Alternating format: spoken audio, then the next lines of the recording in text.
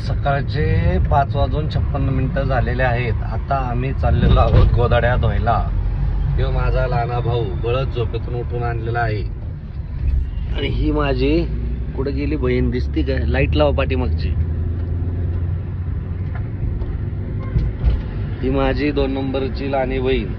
नावाला लहानी आहे, बाकी लहानता कशात दिसतच नाही मला। ती पण बळद जबरदस्तीने उठून आणलेली आहे। हे आमचे परमपूज्य पिताश्री यांना नका येऊ म्हणलं तरी लय हाऊस गोदाड्या जायची। त्यांना पण घेऊन आलेलो आहे। बाकीचं गोदाड्या दाखव सगळे आपल्या गाडीतले। इथं उतरल्यावर दाखव ना किती चला।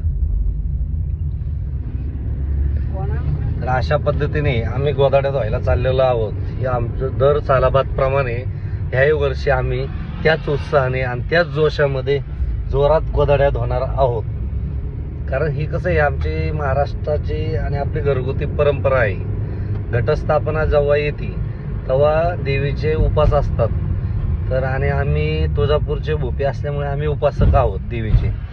त्याच्यामुळे देवीची पूजा करायच्या आधी घरातील सगळी साफसफाई केली जाते। एक ना एक कपडा धुतला जातो।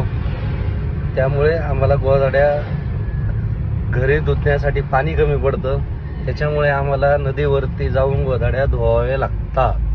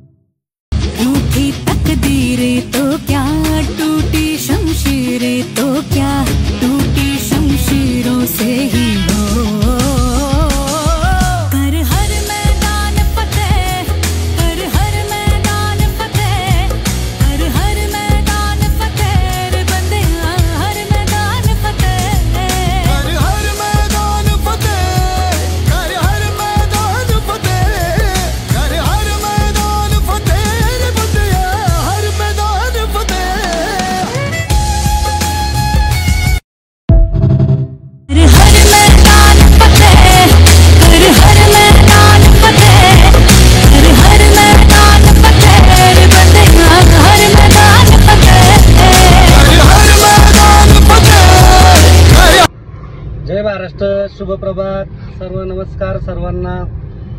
सिंपल वे ऑफ चॅनल मध्ये आपलं सर्वांचं हार्दिक अभिनंदन, सर्वांचं स्वागत आहे। अशा प्रकारे आता गोदाड्या धुण्याचा कार्यक्रम समाप्त झालेला आहे।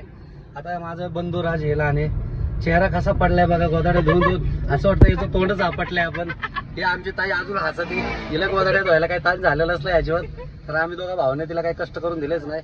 ते आमचे पिताश्री गोदाड्या वाळू घालूच दमलेत बिचारे ह्या वयात। आणि आम्ही नको म्हणतोय तरी नाही टाकतो ना। अशा प्रकारे आमचा हा मोठा कार्यक्रम सोहळा संपलेला पार पडलेला आहे। दर सालाबाद प्रमाणे दरवर्षीप्रमाणे हा आमच्याकडे मोठा कार्यक्रम असतो गोदाड्या धुण्याचा। चला मंडळी, धन्यवाद।